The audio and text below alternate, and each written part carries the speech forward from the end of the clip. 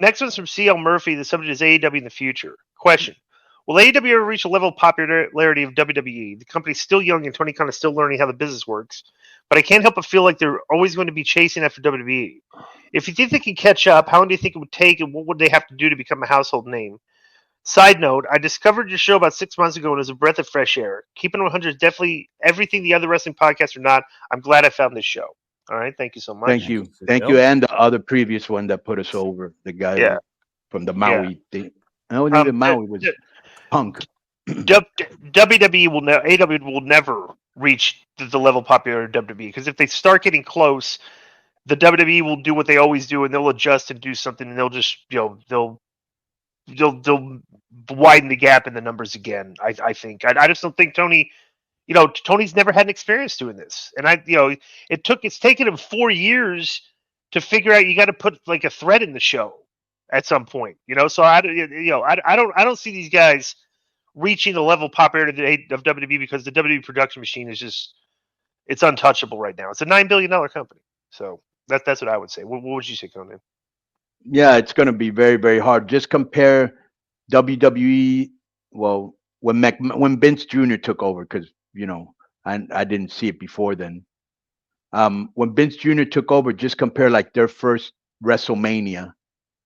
They had like Liberace, Muhammad Ali. Remember that? Mm-hmm. Yeah. The Billy Martin. Yeah. So Billy Martin was huge in New York at that time. Right. So next is from Rick Ulrich, and the subject is Moxley. Hello, Conan, Disco, and whatever that scraggly bearded guy's name is. His name is Joe. How's it going? Love the show. My question is an easy one. Cornette has been calling Moxley the worst wrestler on TV for years now, and he really means it too. He has a clip, and you don't have to listen to it. He buries the guy. How long is the clip? It's long, and he didn't give me a timestamp either. Yeah. Oh no, you know what? It's 5 minutes, but 5 minutes. No, forget. Yeah. He just buries him. He calls him. Yep. That's all he says. He's the worst wrestler on TV. He hates Moxley. Patreon, Joe. Yep. He calls him Plumber Moxley. Okay. Now, while I don't think Moxley's the best worker and bleeds too often, it's tough to say he's the worst. When you have people like Nia Jax, Wheeler Utah, Commander, half the NXT roster, etc. What do you guys think?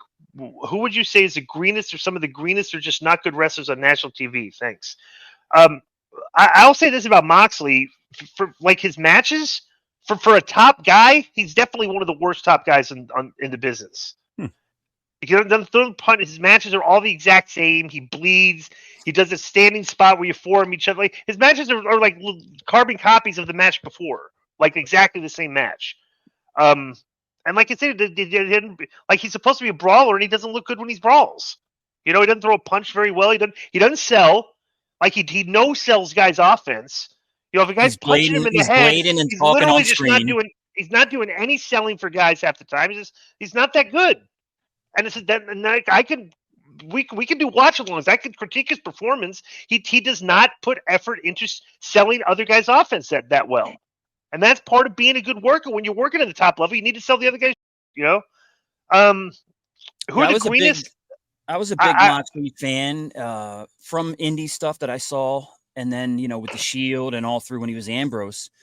And the thought process was, wow, he's out from under their clutches. He's going to have free reign to do what he wants in AEW. It's going to be great. And it turns out that it hasn't been, because first when he wrestled Omega and had that crazy match, it was like, wow, look at this. He's finally unleashed. But then, like DI said, it kind of just became repetitive. Right. Every one of his matches is like that. Oh, here comes the barbed wire. Right. Here comes the blood. Yeah. Right. It's like, I don't know. The greenest wrestlers on TV. A lot of those women in the female wrestlers in AEW. Yes. A lot of the bottom tier female wrestlers in WWE are coming. Just they look green. They're very methodical. A lot of thigh slapping, playful. They just, I don't know. They don't look like they're in combat out there. They look like they're play wrestling. A lot of them. So, you got any comment on this, Conan? Which one specifically? Who are some of the greenest wrestlers on TV right now? Mm-hmm. That guy from Bandito's brother, Gravity. Right. Ed, right. A couple emails about him. Yeah. Right. Yeah. And a special shout out to the Gravity Walk, like if he's on the moon or something. Right. I got no bigger pop than when he wrestled Samoa Joe and Joe suplexed him or something and then did the moonwalk and made fun of him. Right. I mega pop. If we've been back to Hall of Fame, K100 Hall of Fame, he should be on it just for that. Yeah, some of the women definitely. Some of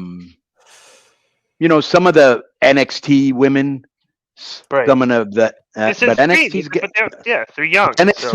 NXT, right? They're just learning. They're supposed to be green. You know what I'm saying? Right. So that's not a bad thing. The bad thing is putting green talent on TV. That's what's worse. You know what I'm saying? Right. It's not their fault. If you're in the business 1 or 2 years and they tell you come on TV, nobody's gonna say, "Oh no, I need more experience." Because that's what happened to me. Let me tell you this story. So I'd been in the business about a year, right? And the biggest name in this promotion called UWA El Toreo was Connect. That's the guy that slammed Andre the Giant and beat Hogan and all that. Like he was the man there, right? Well, him and this super legend, like Ric Flair status, called Perro Aguayo, saw me in Juarez, and they were like, "Hey, man, come to Mexico." And I was like, "What do you mean come to Mexico? I don't have any family there. That's a big city. I need more experience. I can't just go up there." They go, "Don't worry, you do fine. We'll take care of you." And they did. I actually said no, but most people are not going to say no. And I went. I did go. But what I'm saying is, you're going to tell a young guy, "Hey, you're going to get more exposure, make more money, and get a chance to be a big star." Who's going to say no? You know what I'm saying? But that's on the promotion for bringing him up too early. And then you got to watch him, fumble. And it's like on the job training. You know what I'm saying? Yeah. So next is from Dale Fortunio, and the subject is "What's in a Name?" Sup, gang? Do you remember the 90s flick Airheads with a few notable actors such as Buscemi, Sandler, and Brandon Fraser, and the heavy metal band named the Lone Rangers? Joe Mantegna was a radio station disc jockey and showed flawed logic of how there are 3 people in their band, so they aren't exactly alone. I just saw Gravity on AEW and was reminded of this ongoing joke from that movie. If you have the name Gravity, wouldn't you be more of a mat technician? Bonus question: who was someone who had the worst road diet when touring? Yeah, if you are Gravity, you should be grounded, like in your style. I think, right? It's like get the guy in the mat and hold him down like Gravity, right? The worst road diet was Joe Gomez. He would eat. Arn would make Joe eat 4 Big Macs in one sitting, and Joe would do that sometimes. So, how about your boy David Penzer? He was horrible too. Burgers and fries. He ate the big slob of fat off the ribeye at Outback. Right. And then I remember Scott Hall. We went out to eat one time with a whole crew of the Mexican boys, and he LA Park ordered a salad, and he was like, "Oh, well, he needs a salad," and then and then he goes, "Oh, and fried chicken, go fried chicken salad," and Hall would always bust it about having a bad diet. When you're young, you just eat about anything because you have a fast metabolism. I remember when I first met Black Magic, Norman Smiley, we had to be about 23, 24. And bro, our metabolism was so fast. We'd be eating Kentucky Fried Chicken and like that. Eddie, I remember Vicky told me this the other day when one of the last times I saw Vicky, who I love to death. And she was like, "Oh, Eddie used to get so mad." And I used to say, "Why?" He goes, "Because he would always take you to the Circle K. You know what that is? They have that in Philly and no, but I know it's a convenience store. Yeah. Yeah, right. So he would always take you to the Circle K in El Paso because what would happen is I would cross the bridge from Juarez into El Paso to train and hang with Eddie. And then at night he would take me back and I would go back to my hotel. But they didn't have like good junk food in Mexico. So I'd go in there and get chips and cookies and candy bars and just all sorts of. Well, this guy was trying to maintain a diet and he always needs to tell us, "I can't believe all the Conan eats and he's still in shape," just because I had a fast metabolism. You know what I'm saying? Like you could get away with a lot when you're younger. Right. Hang on a second. I was just thinking we should or we could whatever use that Punk because it's like a nice little section and make it a Talks. Because the last time we put the Punk All Out fight on Talks, it did big numbers. What do you think about How long did we just do on him? It was over 10 minutes. I'm not sure All right, exactly. then that's good enough. Okay, let's do that. That'll catch fire.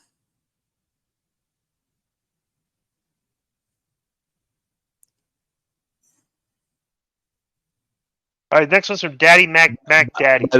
Can I just say to that last guy, Airheads is one of my favorite movies of all time, by the way. Go ahead. And the Lone Rangers. Hey guys, it's a Daddy Mac Daddy, and the subject is Aldis AAA Daddy. Hey guys, new listener, mainly from the YouTube clip, so I apologize if the question's been answered already. It has. Do you guys think that Nick Aldis could get over in WWE as an on-screen talent, and why? So you think they aren't interested in him as an on-screen talent? No. Seemed like he'd fit the WWE style. Question for Conan as well: what 5 underutilized talents from WWE and AEW would you think would get over huge in AAA that never worked for the promotion? And Disco, what are the chances we see my boy Daddy Max get a push after the Jericho Appreciation Society finally breaks up? They keep giving chances to guys who can't get over, like Commander, but Daddy Max seemingly has it all. Daddy Mac to AAA. Thanks, guys. Daddy Mac Daddy from Tamaqua, Pennsylvania. Wait. Commander's Why would people over bury with that's 2 emails where people have buried. He's over with that fan base. There's another. There's another coming. Yeah. Okay. Really? Yeah. My ears and my eyes tell me different. Not because he's from AAA, because I'd say he's not over. Right. But he's over with that fan base. Right. You said he's a little bit. He needs a little more seasoning before he's been put in his right. spot. He does need more seasoning. Right. He does. Right. Okay. So who would underutilized talents from WWE think could get over in AAA, WWE or AEW? Anybody can get over. Bro, you already did it with QT Marshall. Like anybody can get over if you book him. Like you give him a push and then win titles. Like literally anybody can get over and any talent on the there's any talent in WWE and AEW right now is probably more. Well, WWE.